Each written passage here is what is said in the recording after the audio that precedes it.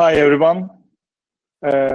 Three people are together today. Macit and I made some programs before, and today we have a special guest, a maestro de tango from Argentina, Pablo Inza. Pablo, welcome, maestro. You are mute now. Unmute, please.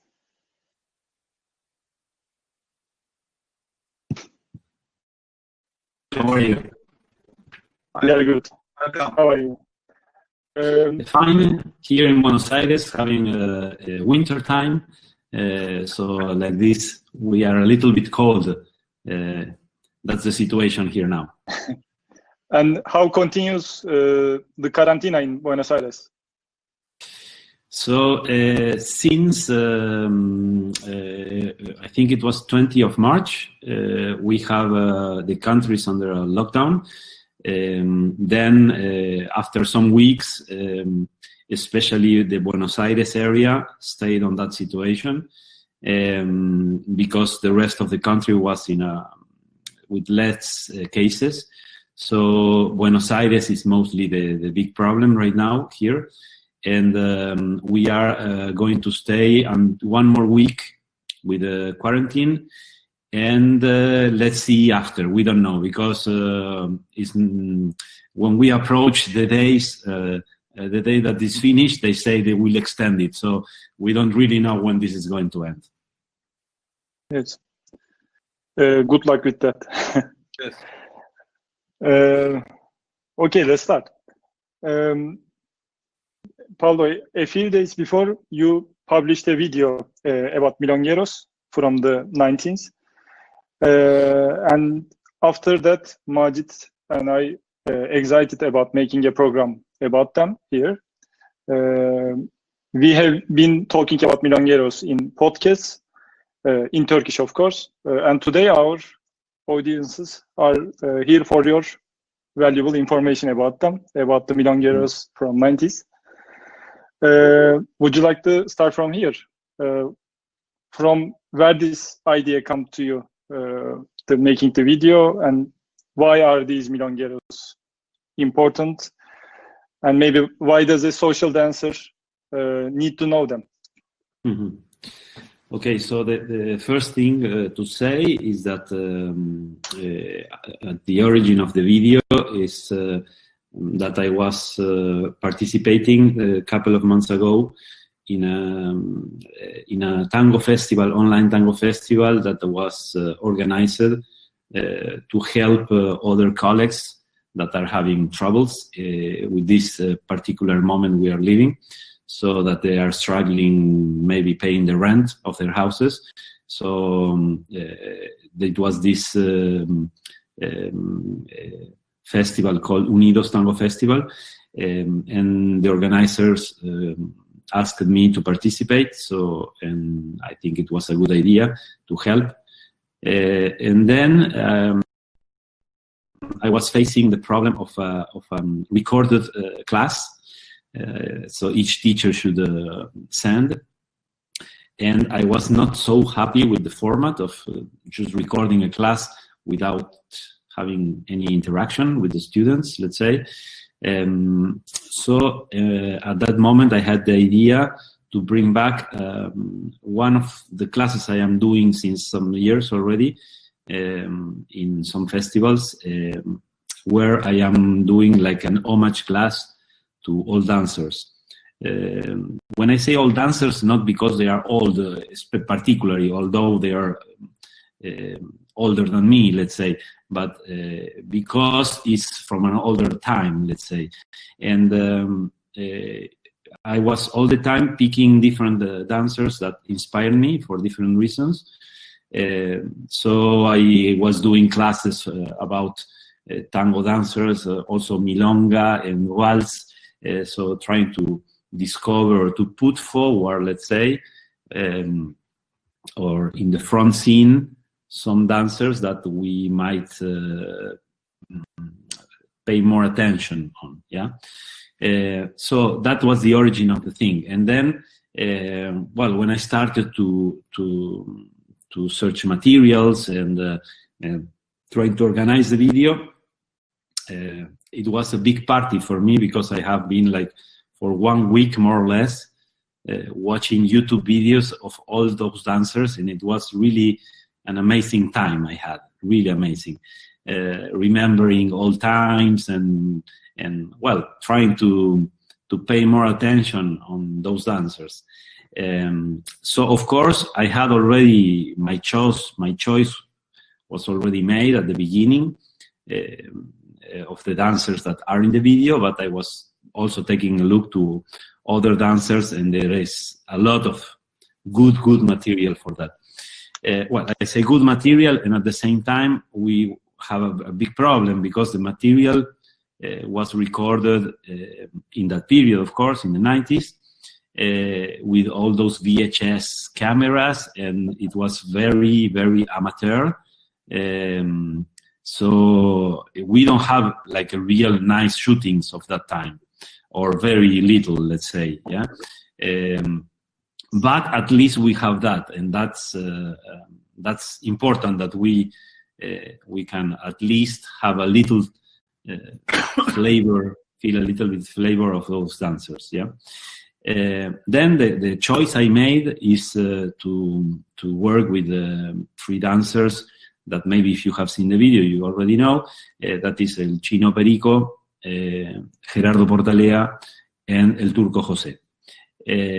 From those 3 dancers, the only dancer that is still alive is El Chino Perico, and the other 2 dancers already passed away. Anyway, I don't want to put this in who is here with us and who is not. I was just trying to make justice, let's say, for some dancers that I admire a lot. The 3 dancers really, for me, have a very special importance on my dance, and I think also in other dancers of that period, let's say, the young crowd. We were a young crowd, like assisting to all of those milongas, completely amazed about watching those dancers in the most let's say normal state, let's say, no, and without any makeup. It was not about being fashion or not, you know. So it was really an amazing period. That it's a pity that with the time we start to lose, because those neighborhoods milongas, let's say, as we will call the milongas, like from Villurquiza neighborhood, that are particularly milongas not in downtown, let's say, basically. So slowly with the time we start to lose them, because, for example, Sunderland or Sin Rumbo are those big names of that neighborhood as milonga places, and they are closed now. Yeah, well, now everything is closed, let's say, but when things are not closed, they are still closed. Yeah, so we are losing places in tango constantly. That's part of life, of course. But is good with the videos. We can have a little bit experience of that. Yes. I ask you, many people have the same mistake about the old Milongueros, because you told them the 19th Milongueros, because the people is thinking when we talk about the golden age periods Milongueros, the people thinking they are living at the end of the 13th, maybe to end of the 16th, like this. But you call for them is 19th Milongueros. It is true, actually, because we have information from them. It's from 19th. Is it? Okay, I don't know if you understand exactly the question, but I pick up the 90s for several reasons. First of all, is when I started. So, and I can just speak about my experience, basically, yeah. Because when I was meeting those dancers, some of them did live the 40s, but many of them not. Yes. So this is always like a big, a little bit of confusion area, let's say, because maybe sometimes you will see it was a normal joke in that time. I remember when he was listening to a dancer older than you saying, "Oh, because the 40s," but when you do numbers and you see, but this guy maybe born in 1950, so I don't know which 40s he lived, right? But a part of this, let's say, it was it was a period in the tango where it was not that popular. So after the mid 50s, especially, the tango went down in popularity for different reasons. We could speak about that later. But the basic thing is that it was a few group of dancers keeping the activity, and it was always made more or less like a same group, let's say, no? So we didn't have any more those huge milongas with big orchestras, because no more big orchestras, then the tango was not that popular. So it's natural of all this, that only people really loving tango, keeping it alive, right? And also that period was important because it was not that popular. The dancers, the couples, started to have, of course, more space to dance. So they start to develop other moves because of that problem, let's say, or that advantage, let's say, in this case. That's, in a way, I don't want to say this as a main reason, but when we talk about styles, something is in relation to the space of dance. It's not the only reason, let's say, but one of the maybe reasons, as when we are talking, for example, about the Milongueros style, what is called now Milongueros style, is something that was happening in downtown, in Milongas, where the dance floor was very crowded. So then you could not do big moves, opening the embrace, or more fancy stuff, because there was not room. So simple. So I know later we are going to speak maybe more about the styles, but this is a first thing to consider. So in going back to your comment about those dancers from the 90s, that for us is our heritage. Let's say the group, my generation, let's say, when I started, we were one group of young kids, almost, liking tango. We were the strange guys on the milongas, let's say, because although we were very welcome, we were getting into a film, like a special place with all those characters, no? And they were keeping alive the dance. Then, of course, after decades, let's say, some dancers were inspiring other dancers, yeah? So when I arrived, the guys I'm talking about now are people that was, for me, very important, yeah? Those three dancers and many others that we could mention later.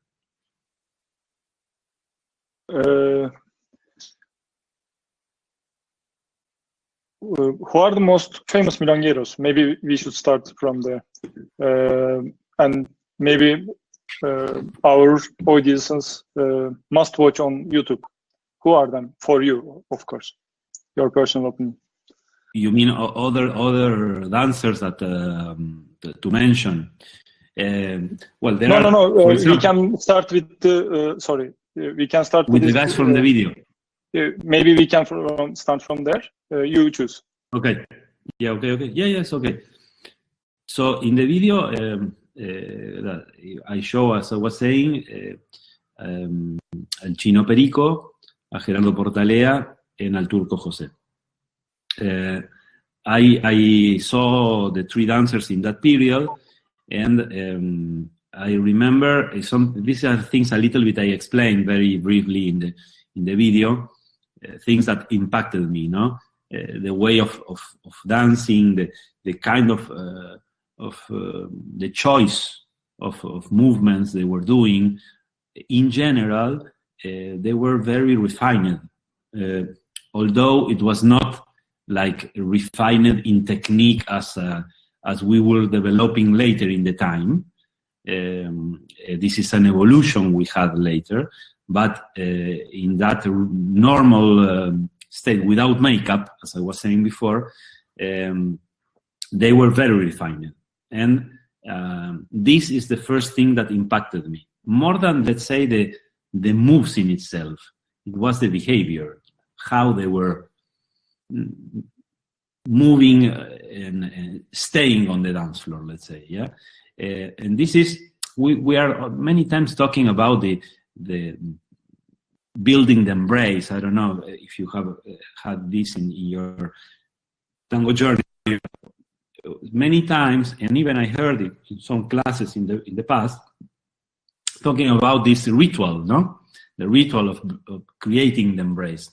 And you will see on those guys that a lot, how maybe because also for the physical condition, some of them were older and less, how do you say, able to do many moves. But in the moment of going to the embrace, you will see how they fulfill something, yeah? And that behavior was very, very nice. It was very classy for me, and that I like it a lot. Then in the vocabulary that they were using, for me that was very rich. Also, I was coming before tango. I was my background is on theater and modern dance, right? So when I landed in tango, let's say to learn a sequence was not really complicated. Let's say I was trained on learning moves, and so that was not difficult to me, yeah. But I was so amazed about the fact of doing several moves with someone that close, and not doing the same thing. That for me was a big impact. Let's say my first shock into tango was about the vocabulary and the fact of being so close to another person, no, that your partner. And when I was watching those dancers, for me was incredible what they were able to do with that style and that mastering that well their moves, and doing this like effortless, let's say, no? This was something that was very impressive to me. Although later I was understanding how challenging were some of those moves, yeah? So this, let's say that the first things that for me were important or that impact to me was what I was saying, this the behavior they had, the stylish thing, how they were refined, not hurrying up to do something. They were breathing the movement a lot, and watching other kind of dancers, maybe I was not impacted in the same way, let's say, no?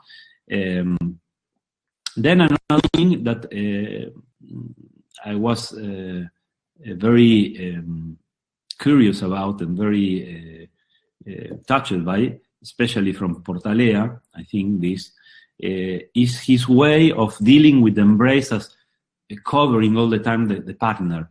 I invited the people later to Google him and maybe to try to watch a couple of videos from Gerardo Portalea, although I know material is not so good, but you have a couple of things that are decent to watch. And there are parts are on the video, but there are other exhibitions from him. And this touched me a lot. I love it, his torso connected to the arms and how he was all the time working around the floor. This comment I do is a very, let's say, more modern comment, let's say. At that time, we were not talking about structure, crosses, and side steps. it was really much more simple life in tango. You had like sequence constructions. It was later in the time started this new way of understanding the tango. So on Portalea, this I like a lot, the roundness of his dance. And he was very simple. He was not doing like complicated things, let's say, challenging things. But he was very tasteful, very, very tasteful. And then, well, El Chino and El Turco a little bit more close in their styles, let's say.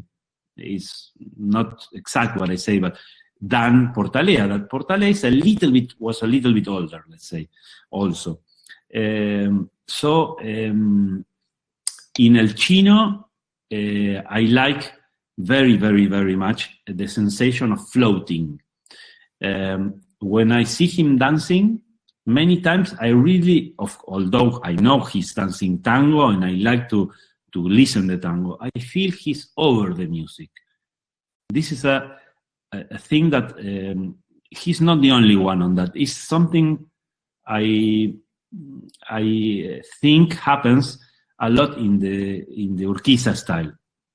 That the dancers are not, for example, very, we will say today, talking, now it's very fashionable to speak about musicality, no? And how to listen the double beats and then the structure and the melody. No, we are becoming in a good way, and I think it's very important, very good. It's an evolution in the dance, but in that time, this was not like that.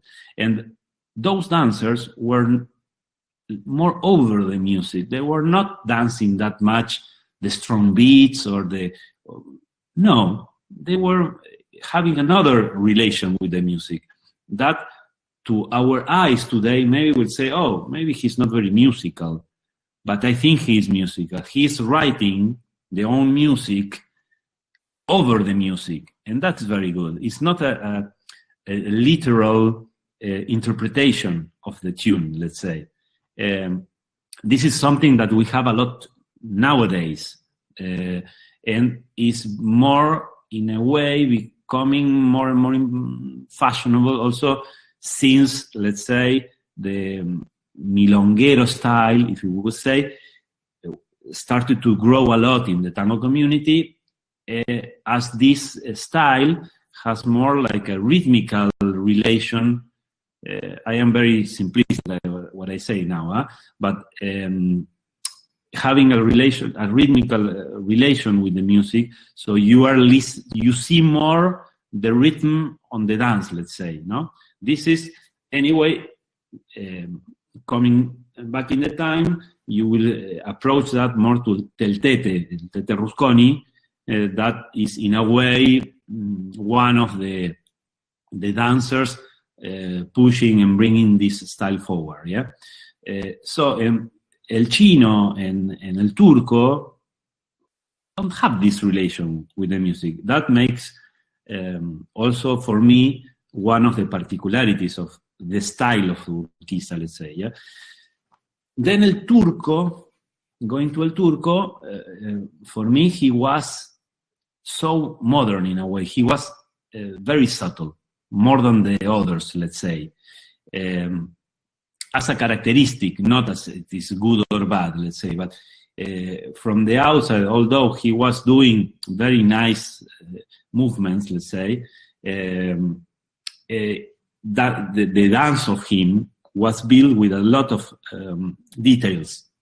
So he needed also a good dancer to dance with, because part of the things he was saying was not maybe for a beginner, let's say, yeah. From the three is the one I had the chance to practice more. I met him and I talked to him a lot of times, so I had a little relation with El Turco, so I know more the details of his dance, let's say. And I think that this is maybe a particularity. Yeah.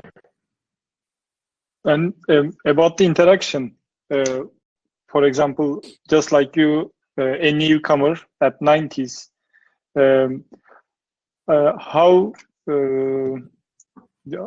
will they interact with the Milongueros? Only at Milongas, watching them, or maybe just taking some lessons from them?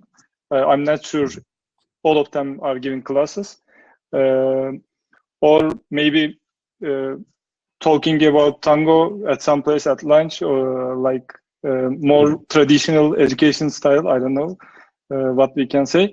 How was the interaction between a newcomer and when you say about at lunch? Well, it was mostly after the milonga, going to the bar, to the cafe, that you will talk more with those dancers than in the lunch. At lunch, maybe they were sleeping, many of them.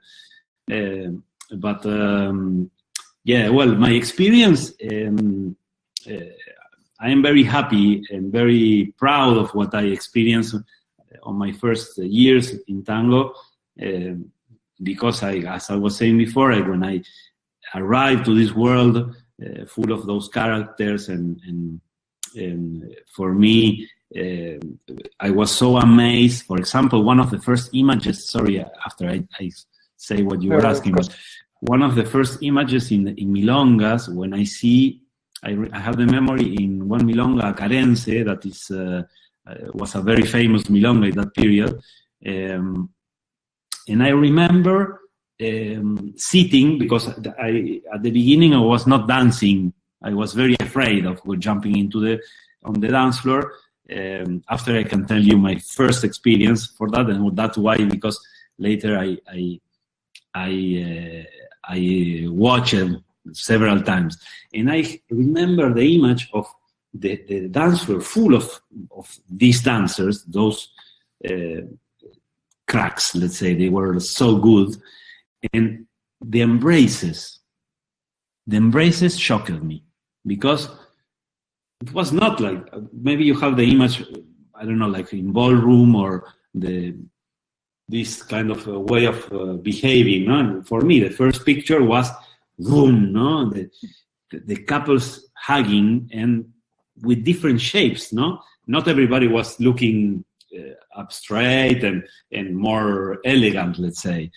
Some of them were not elegant, but it was amazing anyway. Not elegant, but so tango. And I have this memory from the first milongas. And at the beginning, of course, well, when I arrived, I did some classes, some private classes at the beginning. And then when I started to meet all these old dancers, that was a little bit later, the first thing was to watch them in the milonga. That was the first thing. So you arrive to the milonga and you sit, you watch, you were spending time watching the dance floor. This is something that was one of your teachers is the milonga, always, because you go, and at the beginning, well, you don't dance all the tandas, and you experience more what the others are doing, no? That is one thing. And then starting to have a relation with them, maybe some of them did some practicas. We need to understand that those dancers were not professional dancers, first of all. So they were, sometimes one of them was organizing one milonga or organizing one practica, but it was more for love, let's say, or for keeping the activity alive or to share, let's say, but not we didn't have like those professionals, all dancers, let's say, yeah. So in that sense, when they had a practica, I was going to some practicas, and the practica was very particular, because it was not like today, with like a class with a structure, and you have maybe some exercises, or you have a way of understanding your class, no? That was very different, but really much more simple, not a lot of pedagogy, I would say. It was more like, okay, the teacher or the dancer doing the practica was approaching you and maybe telling you to do some specific thing, let's say. And then he was going away with another couple and proposing maybe something different, depending on what he was feeling the couple needed, yeah? So, and then the other thing was very nice is that when you were maybe a little bit more close to some of those dancers, you could practice with them more privately. And that was not considered necessarily like, let's do a private class, although it was something like that. But it was many times in their houses, no, in the living room, maybe making room, and or in the garage. Or I remember, for example, Alberto Villarrazo was a dancer I was practicing several times with him. He already passed away. He's not very famous, also because he had, although he was very respected in that period among the others, he had some problems in the hip, so he couldn't really dance that much. So I never saw him in his good shape, let's say, but I practiced with him several times. And I have the memory, he had this problem, and of course the hip was hurting him, so he couldn't stay there practicing a lot. So sometimes you need to take him down to the dining room, because you need to stop the practice, because he wouldn't, yeah. And at the same time we were practicing, and his wife was doing some pizzas, so after practicing we were eating together. That kind of things was amazing. And I don't think we have too much of this nowadays. The fact of having more the sharing experience, no, in that sense, and they were in general very very generous. Of course, not everybody like anybody, let's say. So you had some dancers that maybe like you, and you become a little bit like protected, let's say, from them, or you were practicing with them, and then other dancers would say, if you were asking maybe to practice one day, say, no, but you are practicing with Alberto, let's say. So they have a kind of small rules in a way, but it was very simple. It was not like a very complicated thing about that, yeah. So my experience in that sense in the beginning was amazing. It's a big treasure for me, because everything changes that much that I don't think that is possible now. Also because imagine, in that time, no internet, no many things. So no YouTube, for example. So the only way to know about the dancers was or to talk to someone you knew, or to go to the milonga if you knew which milonga to go. So it was much more complicated to arrive. Once you were in, it was like a paradise. And I remember also, for example, my generation, I think all the people I remember from that period is working with tango. So all of us, we became, in a way, the voice of those guys. The other day, I in a meeting talking about this video in people in Montreal, in Canada, the guy, a friend doing the questions, was saying, well, you for me and the other dancers of that period, he was saying, you were like archaeologues in a way, no? Like in discovery and keeping those treasures alive in a way, no? Anyway, of course, many of them also lived for many more years. So it's now recently that we start to have very few of them now with us. So, yeah. Okay. What about the maybe it's not a nice word, but less popular ones? but also important ones, because our students tend to find an old video and come to us with this question: is he a milonguero, or are they milongueros? So maybe a definition of milonguero will be first known, and after that, they still generally need a list of them. I know that it is not possible, but can you tell us about the definition of milonguero, maybe, and then maybe some other important ones? Yeah. Okay. I like the question about trying to define the milonguero, no? Because basically, milonguero is a person who goes to the milonga. That's the basic thing. So anyone that is going regularly to a milonga is a milonguero. We are now talking about big milongueros in the sense of important ones that more admired or more popular, no? In that sense, but anyone who goes regularly to a milonga is a milonguero or a milonguera. And anyway, then we have over the world, or we have how can you say other layers. So it was, for example, in one period, to be a milonguero was not well seen, because you were a person of the night, or you were maybe doing strange things, no?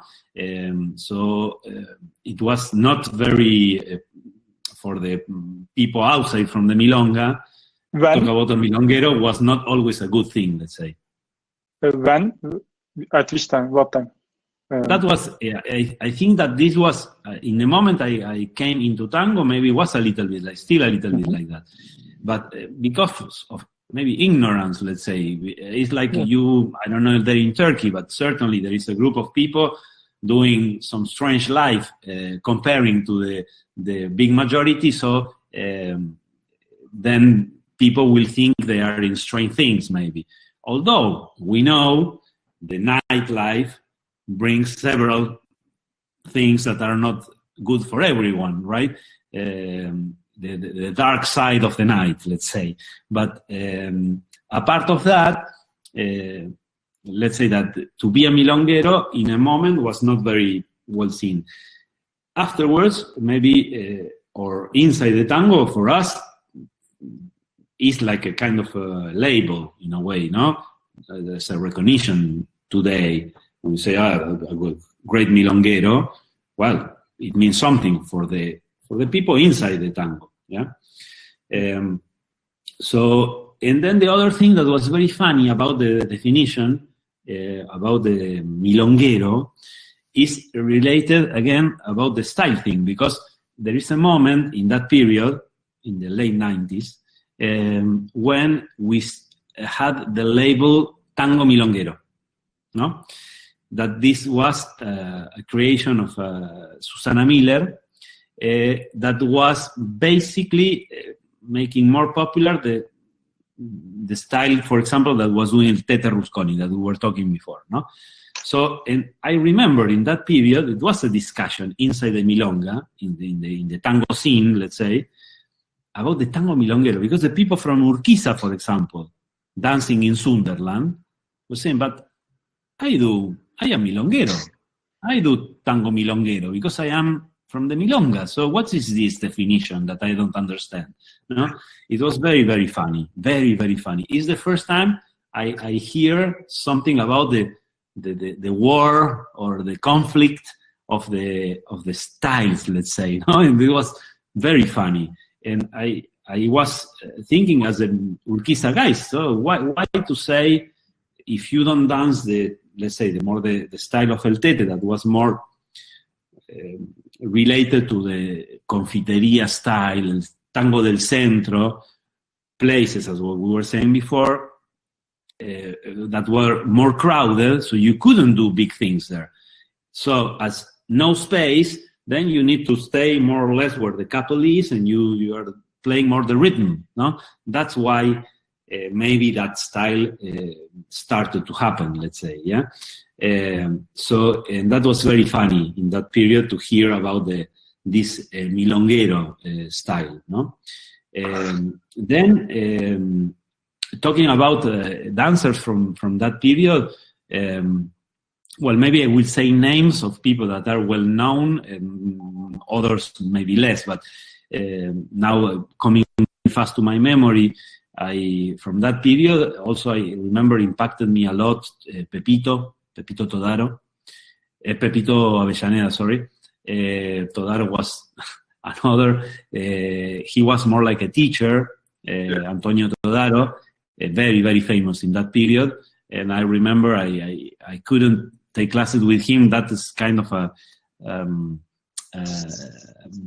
something I would like to change if it was possible, but I didn't have money to pay a class to him. So I never had a class of Antonio. Although he was very well respected, and he was also at the origin of a group of training in choreography that was very important. Yeah, he is the teacher of many dancers that still dancing today. Yeah, and I was saying Pepito Avellaneda, he was famous and he was such a nice guy, big heart, smiling all the time. He was a positive dancer, and I love this from him. When I see you Google, guys, Google Pepito Avellaneda, and when you see him dancing, it's a joy. He is a joy of dancing, and he was very very nice, related to the music also. I liked his musicality a lot too. So then, talking about from Urquiza, then you have El Finito. Yeah. That is, he was. I never met him. He passed away before I started to dance tango, and he died, I think, in 87, 88 or something like that. Ramon Rivera, Finito, y María Teresa. Great. There is a video, I think you can find it in YouTube, called Tango, Baile Nuestro. It's a film, documentary, a little bit fiction, but basically it's a documentary. One of the best things made in tango from the 80s. It's like a picture of the tango of the 80s. I really recommend you watch it. And there you will see Portalea is there. When I first saw him, was in that film, for example.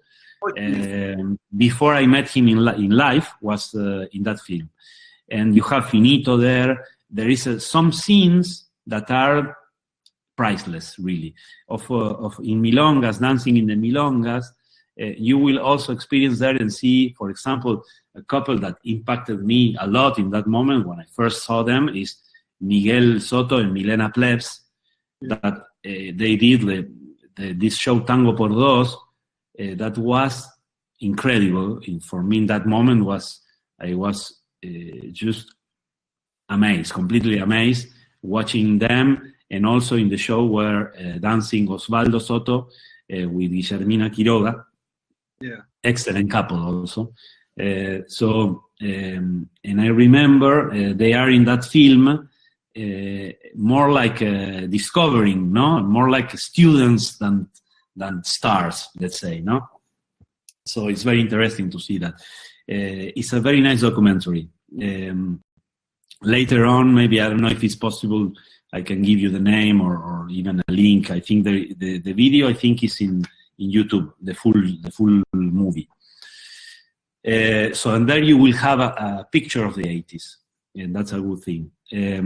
So then we have other names like Lampazo, Jose Vázquez. He was also in Urquiza, teacher for many years in Sunderland. I love his milonga. Google him and watch some milonga of him. He was an amazing dancer.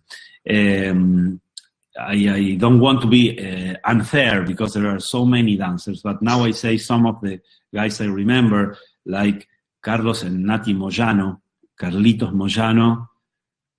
Also, I remember the day I saw him, I discovered him for the first time. I was in Sunderland, in the Milonga. I don't know if you have been in Sunderland, but Sunderland, for those who don't know the place, it's it's a basket hall, let's say, with stone in the floor, very big. And as the club has basket matches, they have like, I don't know how to say, gradas, place to sit, like in a stadium, you know, like in stair, no? And I was there with another dancer, with a friend, talking, and we were like a little bit from the high, no? Having the dance floor under us. So talking like this, and then suddenly I see for the first time one couple, and I just got in shock. I say to him, to my friend, watch this. It was Carlos and Nati Moyano. And I was amazed the way of turning they had. Wow. It was like a big impact to me that evening. I remember at the end of the tanda, I ran into them to talk to them and to meet them. So nice people, very, very friendly, very, very generous also. So I remember a lot this couple. You can Google them too. And try to watch especially how he's using the axis for the turns and how he's using or helping him from the partner. So he's using a little bit of centrifugal energy, and so you will say out of axis in a way of playing. It's very interesting. That this is one nice thing that from those dancers you will see maybe everything. We like what we're calling later like a Tango Nuevo. I don't know if the Tango Nuevo really invented a new thing, but it's very important. It's the tango is before and after some of the discoveries of this investigation. Let's say it's very, very important. What Gustavo Naveira, Fabián Salas, and later Chicho developed in this investigation of tango. But I don't know if that way of watching invented really something. What happened is that they could understand better, we could understand better after this investigation what those dancers were doing, and then we will be able to play with those tools in a different way, maybe, and discovering more fancy moves or more bigger things, but everything stays there. I mean, when we talk about a volcada, for example, watch Gavito. Watch Gavito if you want to see a volcada. You understand? So if we go with Zoom things, you will discover that almost everything has been done before, let's say. Yeah. So Carlitos Moyano. Then there is another that I never practiced with him, and I regret that a lot. Was my one of my dance partners in the end of the 90s. All the time talked to me about. My partner was Veronica Alvarenga, and she was all the time talking to me about Juan Bruno. That is a very important milonguero also. And as I say, I regret I never practiced with him. She was all the time telling me we should practice, and we never did it. So it's a pity, but this is another important name. Pupi Castello, also well known, but he's also an important guy. And always when I talk about him, I tell the story of the first time I saw him performing. In fact, one of the very first performances I saw in tango was Pupi dancing with Graciela González, La Negra. Amazing. I couldn't understand things, physical things. You know, Pupi was a big guy, no? And the way of moving, I couldn't understand how this guy was sometimes doing moves without impulse. I couldn't see the impulse of the movement. So it was more like a movement that didn't have accelerations. Amazing. That shocked me completely.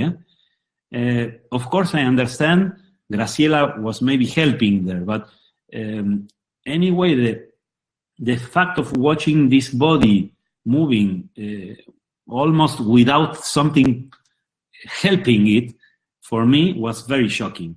And a part of, well, Pupi was such a character, no? He was so special.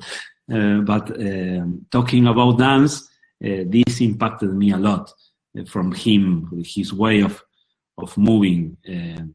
And also I think he was like a little kid all the time dancing. He wanted to play kind of a game, no?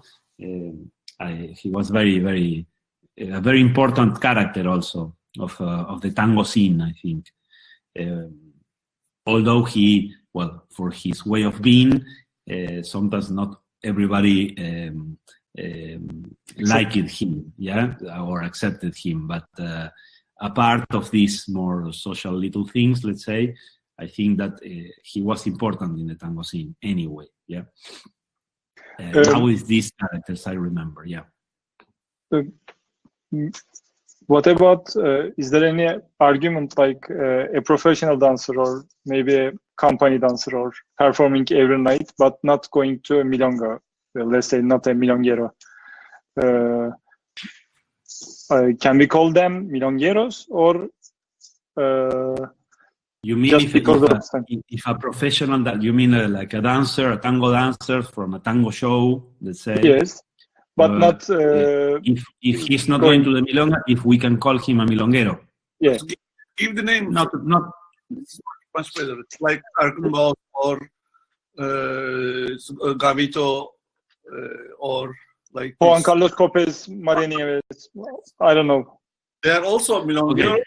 They are performer dancers, artists. Okay, let's see that there is something that is we need to make the difference, because Copes, he was, although we know all his stage career, no, like he is a very, very, very important person on the tango show history, let's say, no, for the choreography, for bringing the tango to other audiences, let's say, no, communicating the tango. That's one part, but he was anyway dancing in the milongas also, although maybe this was happening maybe in an earlier period of him, let's say. Maybe in the last decades, maybe he was not really going to the milonga, but he had been a milonguero too, like Maria Nieves also. They are not just stage dancers. Gavito, the same. Although Gavito discovered more when I met him, I remember in Galeria del Tango, that was a very iconic place in Buenos Aires in that period, with such a good dancing crowd going there. There is the place where I saw Pupi and Graciela, for example, the performance I was saying some seconds ago. And it's true, when I met him, he was more working with some shows, going around, but he had been all the time in the milonga. So he had been a milonguero, no doubt. Now, when you were doing at the beginning the question, maybe it's true that now this changed. It's a good thing, but some decades ago, the tango dancers, the young dancers of tango shows, were mostly just working in the shows. Not all the time you will see them in the milonga. So in that case, maybe we have hard time to define them as milongueros, no? But this is a good thing that changed now. Now it's so common to see dancers from tango shows here in Buenos Aires, that those houses with tango shows more like for tourists, let's say. You have the dinner and the show, and many of them, they go to the milonga now. So I think that changed. It's a good thing. And I think that helped also to change, although there is a long time I don't go to see those shows. In a period I was going, I had some friends there dancing, and sometimes I was invited to go and see the shows. But I have the impression that also the fact that those dancers now goes to the Milonga, this has an impact on what they are doing in the show too. So I think that I should go and see more the shows from today, let's say, to be sure of what I am imagining. But I think that the tango dance or the choreographies they are doing in the shows now are more with tango flavor comparing to maybe 20 years ago. Yeah, yes. I remember have seen some shows in that period, some choreographies or some dancers, you will say they are from another world, not from tango world, no?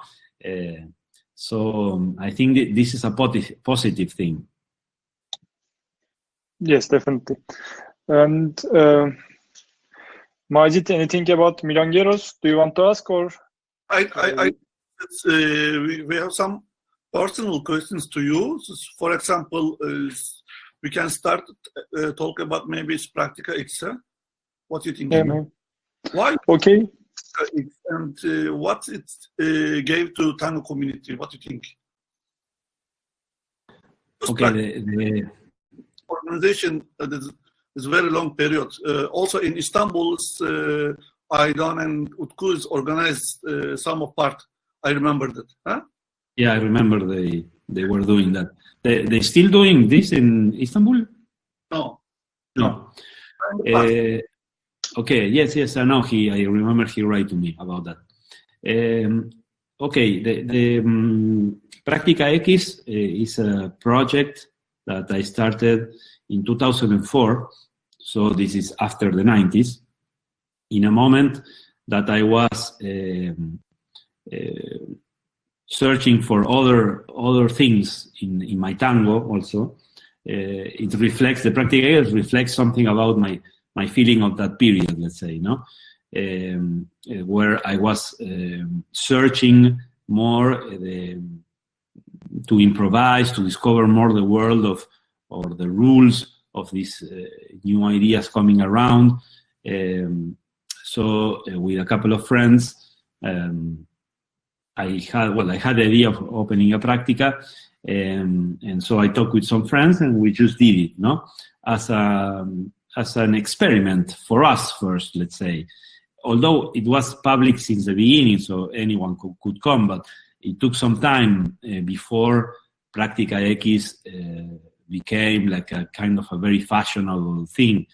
Imagine that the first time, the first maybe 1 or 2 years at least, 2 years, at least 2 years, we were doing this Praktika in a garage.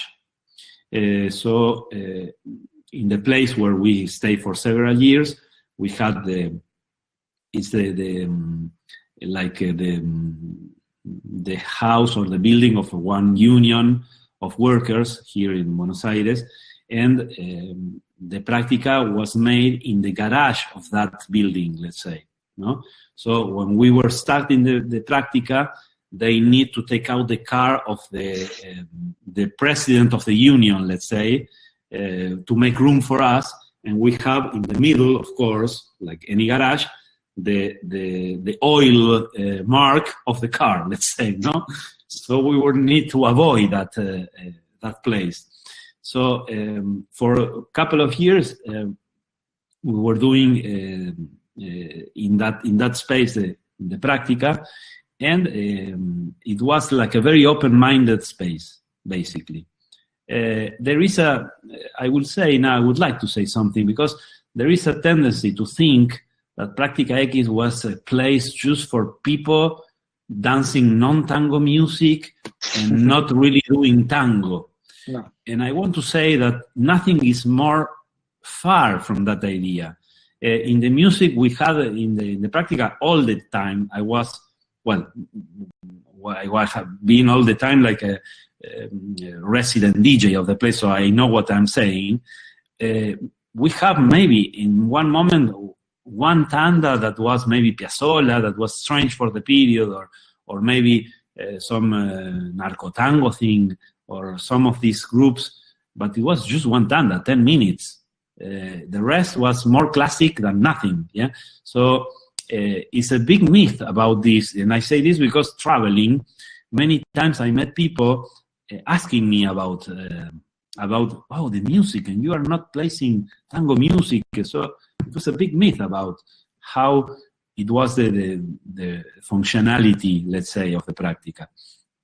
And we had, although we were doing experiments, we were dancing tango. So it's important maybe to make justice to that and say this. Anyway, it's true that this space called a lot the young crowd. So very fast, we had young people, young dancers, already some professionals, or also some people that will become later a professional. They were coming here, and we were doing a real practica. That means we were stopping to show or to propose an idea of work, and then we will continue. So it was not like a class. We were just sharing the space and practicing in practicing mode, not in dancing mode, let's say. No, it was a real practica. In a moment, well, the union decided to change all the ground floor and do a big space. That was a great idea, and no more garage. So they put like a stone floor. When we had this renovation situation, the practica became like a boom. It was very fast. This 2006. I will say boom 6, 7. I don't remember. 6 maybe. Yes, maybe 2 years. Yeah, after 2 years was that. I don't have exactly the date right now, but it's more or less there. And suddenly, it was much bigger, the place. We have a 3 times bigger dance floor and a lot more of people. So basically, we couldn't do any more the real practica. But it became like that. I was not going to close the door and say, sorry, stay out because we want to be only 50 people here. You don't do that, right? So you let come in the people because they want to practice, let's say. So that was a period. It's not only Practica X. We have a period in 2004 that many young practicas opened, like El Motivo, that is a very famous one. This is maybe the one that's still alive, because plenty of the others they closed. No, we have the Tango Cool. We have what else? We have Tango Soho, was more milonga, let's say. But so suddenly we had a lot of places more informal, where the young were feeling very comfortable there. And it was a space maybe the young crowd needed. We could think it also in that way. The fact is that, this Practica X became like, let's say, very famous or kind of famous, I don't know, in that period. So we were receiving a lot of foreign people coming to the Practica. It was like many tourists, tango tourists came. And of course, all the people from the city and the dancers, professional dancers. So we had a very nice era, let's say. Many things happened around not only Practica X, but all those young practicas. That is I think it was an engine for the moment, like pushing forward a little bit the tango. It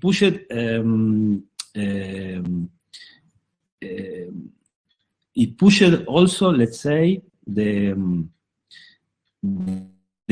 dance in a way to pause. Okay, now we are live, I guess. So Pablo, we are not sure about the last part, so can you please repeat the last part about Raul, you and Gabi and all the process? Okay, so the story of the members, let's say, of Práctica X, Yes. started at the beginning. We were Raúl, Silvina Damiani, Eduardo Tapia, and myself. So we were four. Eduardo Tapia and Silvina Damiani were dancing together at the time. And they stayed in Práctica X for a short period. I don't remember exactly, but maybe 1 year or a little bit less, maybe. And they step away. And so then I was talking to Raúl. I say to him that we needed to be 3. It was a better amount of people, because one of the things that I was traveling very regularly, so then it was too much for maybe only for him to stay in charge with everything. And also to decide things is better when we are not 2, because it's difficult to decide things sometimes. Yeah, if we are not agree, 3 is much better. It's more easy to decide things. So, and Raúl proposed to bring in Gabi Bornik.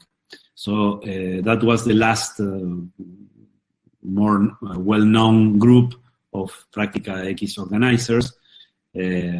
So until the end. So then, in a moment, we stopped also because Raúl was already in Italy, in Sicily, and Gabi Bornik were already starting to be more complicated with the health issues. So and I was kind of a little bit of alone. So I thought that was maybe a better idea to stop the project and to continue like this. And I think it was, although it was a hard decision, it's like it's a baby project, no? So when it's like this, it's hard to stop. But I think it was a good vision also to understand that the Práctica X join or arrive in the right moment, and maybe step away in the right moment. So it was like a period of the tango, and I am happy that we closed it, let's say, in a good way. And well, maybe some time later we lost Gabi, he passed away, so it was a very difficult also moment for tango, this, not only for us. No? Yes, of course. But this is more or less the story of Práctica X, the group of organizers. Do you have any new projects at that moment? Well, right now it's complicated, as I am not really living in Buenos Aires. I am more based in Europe. And part of the things that this moment of the life is bringing to me is to understand that I miss organizing things. I miss to create things, let's say. So I am starting to think that maybe I should, or I feel I would like to maybe to stay more in one place, or to change a little bit the amount of travel that I do. That is, the last years, really a lot. Is nice. I love what I do, to go to different places, bringing tango around, spreading tango. But also it's very tiring to be at the airport twice a week, no? Yeah, it's like something like that.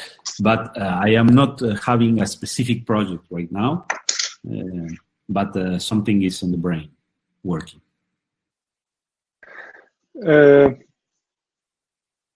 Let's talk about how does the tango change 90s, 2000 and 2010s. Before that, I have another question, personal questions to you. Is about your revolution of your tango, because before 2000 your style is different. Then it's changed some things. I think it's not changed. It is like a evolution. Is what's happened and you changed? Can you tell us? Yeah, of course. Well, in fact, I recognize on myself my own journey, no, and my changes, my mutations, my transitions, no, and I am very happy of them. It makes me understand I am still alive in the tango, and I am not just reproducing something. So that's one aspect of the thing.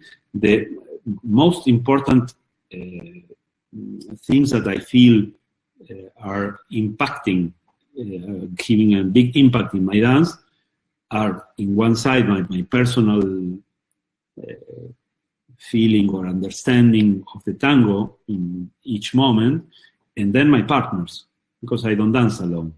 I dance with someone, and that other person express in one way, and two bodies moves in a different way, let's say. So part of the styles, let's say, or the ways I have been dancing are also related to my partners. So I recognize very fast, like, for example, when I was dancing with Veronica Alvarenga, we were more in choreography, doing more what we today we call tango salon, more the Urquiza style, let's say. And then in the period of the Práctica X, I was more in a crazy moment, and there I have different partners, but all of them very open-minded, with Moira, with Eugenia Parrilla, and then I danced with Jamila Ivonne. Then I had some other sporadic partners for other things, but I think that also that the partners I was dancing with were, in a way, asking me the kind of dance I was doing, no? So I think it's two ingredients: the partner and what I was feeling or needing about the tango. You said now we say it's tango solo. What you say before? Okay, because that's another problem. Ask the Milongueros style problem, because now we say tango salon. And when we say tango salon, what comes to our brain is the Urquiza style mostly, no? But the milonguero, dancing tango milonguero, can say, but I dance in the salon too. The tango that is made in the salon, that salon is the hall, the place where you dance.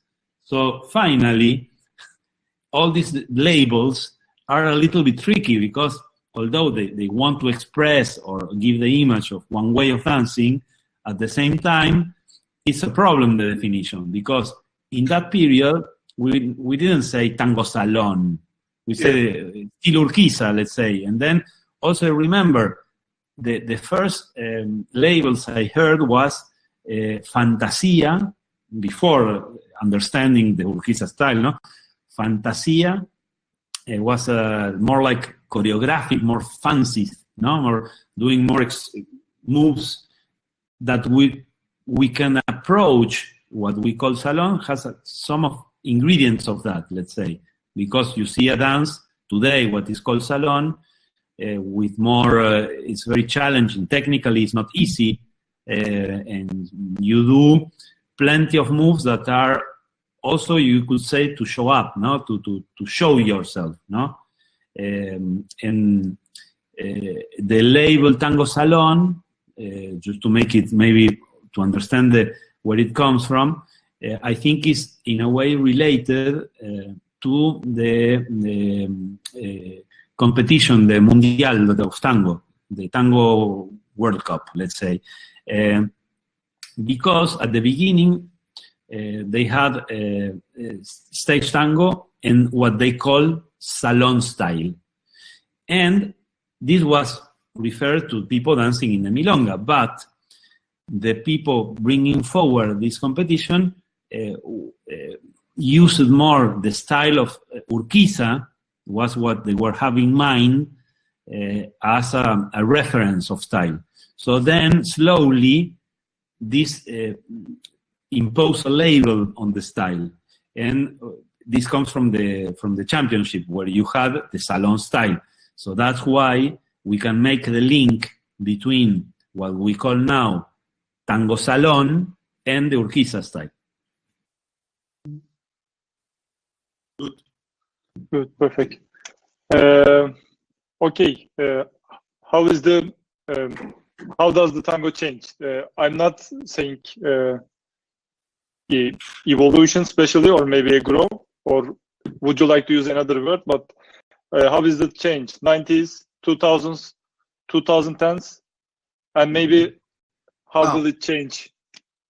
And also, can we talk about the couples of decades and the 2000s and 2010? So we can yes. Started at the 19th. You are a couple of from 19th like this. Yes. Okay. You mean the what would we other names of big maybe. milongueros in other decades? This is what you mean. Yes. Okay. Yeah, I understand. Because I received the audio a little bit with delay. That's why. Okay. So about the evolution, let's say, I think there is an evolution in the tango, in the dance. Talking about the dance, since I arrived to tango, in comparing today, there is a big change. The biggest change, let's say, is the understanding of the dance. How we can analyze the ingredients of the dance. What makes part of the tango? You put salt, pepper, no, you mix the ingredients is what we are understanding. And that's the important, the crucial, let's say, investigation we were talking about Gustavo Naveira, Fabián Salas, and Chicho Frumboli, that they started in the late 90s, maybe, yeah? But it's in the year 2000 and a little bit later that it becomes more popular. This, or we are all the tango scene have more idea of this research, even if it's very superficial, and even I think there are many colleague dancers that maybe don't agree or don't like what they develop like dance, but nowadays it's super common that almost anyone will speak to you about the code of the dance. So you will say back cross, side step, forward cross. And when you say this, you are part of this modern understanding of the dance. I remember when practicing with the old milongueros, when I was practicing at home and practicing one movement, they couldn't explain what they were doing in a way. Yeah, they could say giro, they can say parada, they could say a couple of things, but they couldn't explain the details of plenty of the things they were doing. So the only pedagogical possibility was for them to show you again. Show the move. That was the teaching process, and it was fine. That was the scene. It was like that. So you, as a student, you need to open the eyes. You need to analyze and understand. Maybe you are not thinking far, forward, cross, side step, blah, blah, blah, at that time, because we didn't think about that. But you try to analyze. You make the work, let's say. And what is funny is that many times, this I say also in the video, is that many times when you were asking the dancer, the milonguero, to show you again the move, they were doing something more or less similar, but not exactly similar. And that was terrible, because you wanted to reach the thing you saw before. My God. And they were saying, but I just did it. It's the same. Come on, do it. No? And they were just doing like this, no? Go on. Okay. And although part of that system, I miss it also today, because nowadays, with this evolution, with this analyzing possibility that we develop, we can say almost. We are saying everything. And where is the student working then? In a way, I don't say I love to analyze, and I do a lot of this work, and in my classes I try to explain many things. But more and more, I want to also to mix a little bit, because we are maybe offering everything to the student. And it's not maybe the best thing. And I will say a little bit in one of the reasons why I think it's part of that old system has advantages. And it's part of this is that as you analyze, you copy, but afterwards you make it at your own way, let's say. So this helps diversity. Yes, of course. When we all want to do exactly, precisely the same thing, we are dancing more similar, let's say. Yeah? Yes, of course. So I am doubting about the advantage of explaining absolutely everything. Yeah? But okay, coming back to what you were saying about the changes, I think the major change is that what I was saying is the fact that we understood better the ingredients of our dance. So we understand better what we do. This is very good, I think.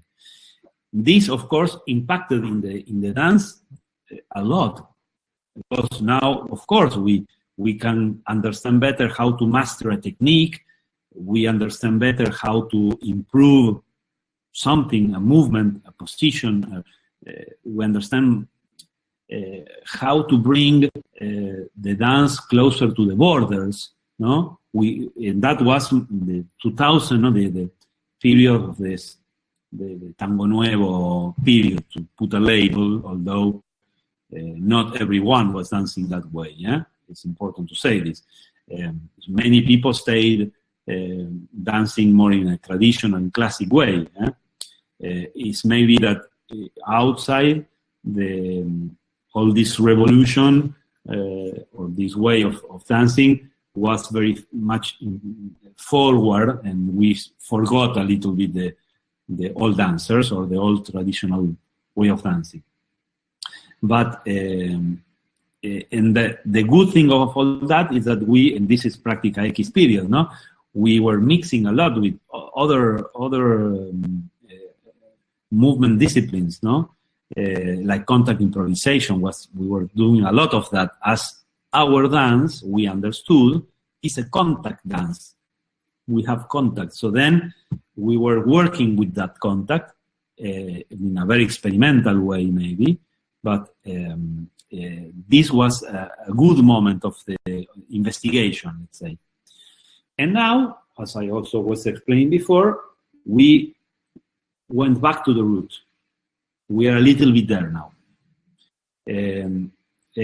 So watching this from the outside, then I would say, oh, maybe what we are, the periods are a little bit like this. So one experimental, one traditional, one experimental, one traditional. So maybe this, but not staying there, more is spiraled, because this brings us somewhere else, no? Help us to keep the tango alive. That is an important thing. So I am very happy of the changes. I think that we need them. We need also for the new generations of tango, that they can appreciate the history, the heritage, but they need to also to bring it somewhere else, no? So yeah, I see a little bit like that, the moments.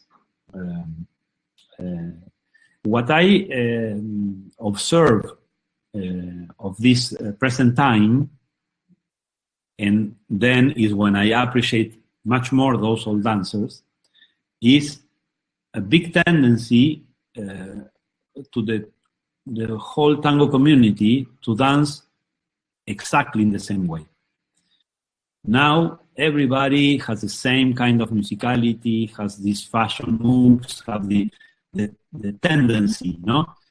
Okay, I understand we have tools for that. Right now, we can just go into Facebook and see that how is going on one milonga in China. I don't know if it's open now, but I mean, we have tools now to see online directly right now what's going on in the other side of the world.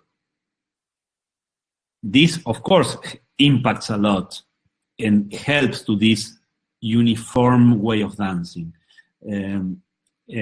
But I would like maybe that we can help the dancers to discover more personal things, let's say, so that we can see more variety in the dance, more personality. This is something that I saw in that period. And that's maybe one of the reasons why I feel could be important, no? To bring those old dancers to think today. Because for them, be personal was a good thing. They didn't want to copy. Yeah? So I think that this is something I would like to see a little bit more. What about the competition culture? How will competitions affect the changes or the growing process of tango? You are thinking about the competition of the tango that we have, the world tango competition, that kind of things, the competitions in tango in general? No. The tango competitions are becoming popular. Okay. Well, you know that in the golden era, let's say, the competitions were there too. Huh? There are famous competitions that were made in Luna Park, where we have this hall here in Buenos Aires that is a historic place for big events, and we used to have a competition. So competitions were there maybe all the time. The problem is the importance of the competition, how the competition impacts the community. Yes. That's the problem. If there is a competition of tango and there is a champion, I don't know. I am personally, although I have been judged in the competitions, in the finals and in other stages, in the competition here in Buenos Aires, I am not a big fan of the competitions in the sense that tango in itself, as a popular cultural dance, is complicated to compare and say you are better than the other one, no? So in one sense, I don't know how useful is really a competition. Maybe for yourself, if it's a competition, a challenge for yourself, in the sense that you want to improve, that you want to have a goal, maybe you say, okay, I take this competition and this helped me to work more my tango. So then can be a good thing, let's say. The problem is when the competition impacts in the tango community, as I think the tango competition of Argentina, the big Mundial, did when it started to be a little bit bigger, because it's impose the idea of the tango salon, for example, and erase many other things from the tango scene. So we basically ended, it's a moment where the experimentation start to go down, all this tango nuevo period, if we say again, we put a kind of label, and so we keep the tango milonguero and the tango salon. And so now we could not speak about other ideas. That's a pity. Yes. And this is a problem, let's say, that a consequence. That because I don't think the people organizing the competition say, oh, we want to kill the experimentation. No, it's not like that. They don't mean that, yes. It's a consequence because of the rules. I remember I was a judge on the finals 2010, I remember.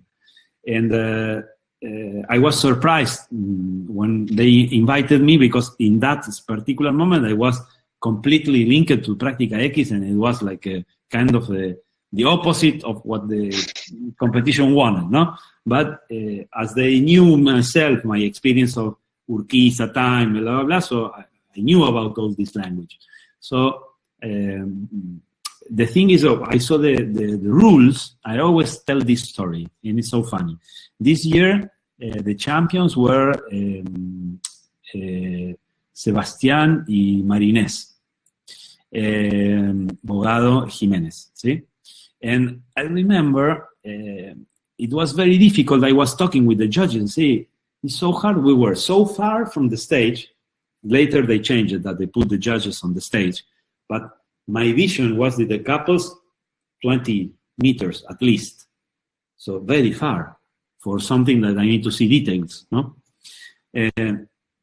So what impacted me, the first round, the first tango, I see an army of couples dancing exactly the same way, but exactly the same way. It was really hard to say, well, this one, I prefer this one or that one, because it was crazy how equal they were dancing. So I don't remember, it was maybe 40 or 50 couples, no? In group of 10 couples. So I was maybe watching more a musicality thing or little things, because technically it was very, very even, very, very even, but especially they were dancing really, doing the same moves in the same way, no? One of the rules of at that time, I think that changed, but at that time you were not allowed to lift the foot from the floor. So you were not allowed to do voleos, ganchos, no? Basically, the rule was for that. And, well, the competition, we give the qualification sheets, and then they announced the champions, no? And it was so funny, because when this tradition, when the couple wins, they are invited to dance, right? They have a champion dance, no? And the funny thing is that at that moment, when Sebastián and Marinés start to dance, excellent, beautiful couple, I love them. They did voleos, ganchos, and I was thinking, my God, if those guys, the champions, half an hour before were dancing like this, I need to disqualify them. Because what they are doing is not allowed in the competition. But when they want to dance, they do other things. So in a way, it's this conflict, no? So, but it was a very nice thing for me to see this problem. And slowly, but in a very present way, I think the championship basically didn't help the diversity in the tango. And that's a pity, really a pity. And it's a pity maybe also because it would be good that the city of Buenos Aires, that is the organizer of this big event, that is important it's very important for the tango world, that maybe they organize something else than just the championship. So then the championship is not that important, right?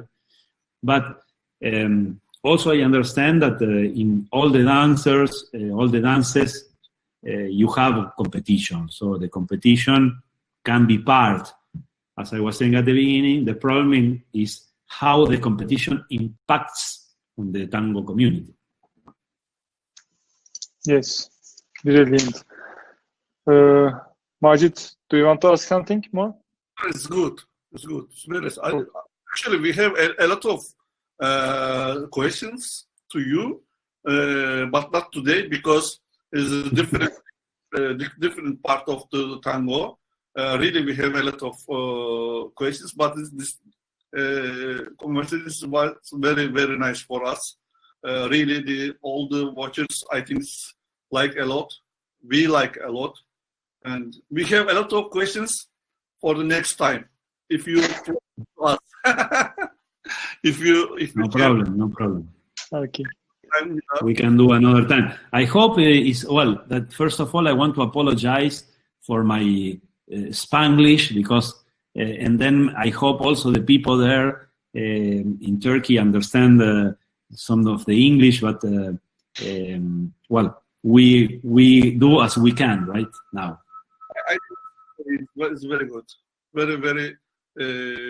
It's nice for us. Your information is your Valuable.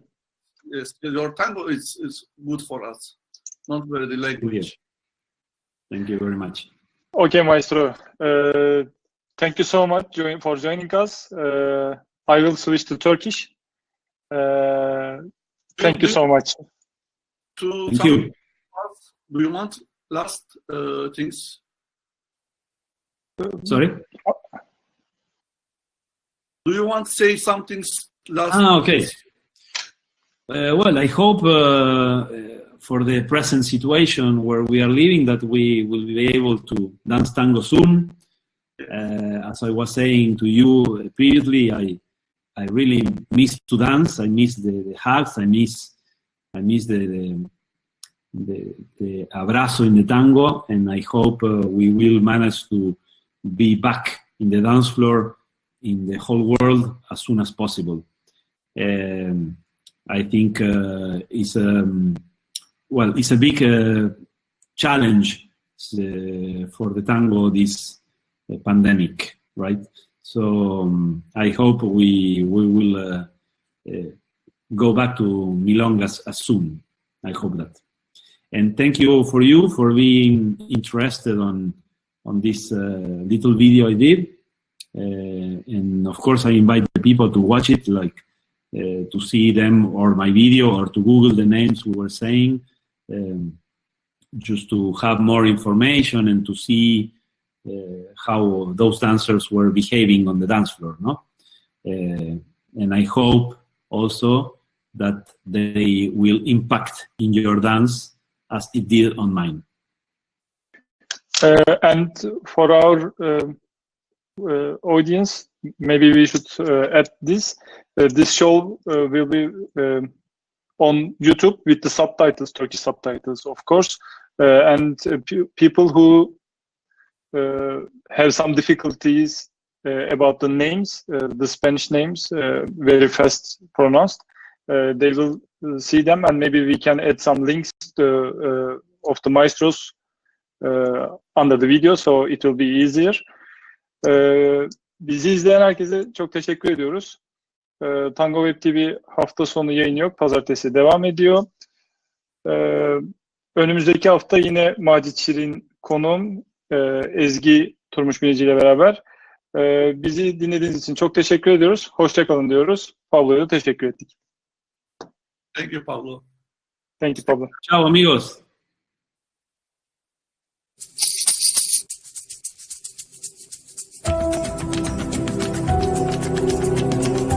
It's okay? Perfect. Okay. Okay, I see down the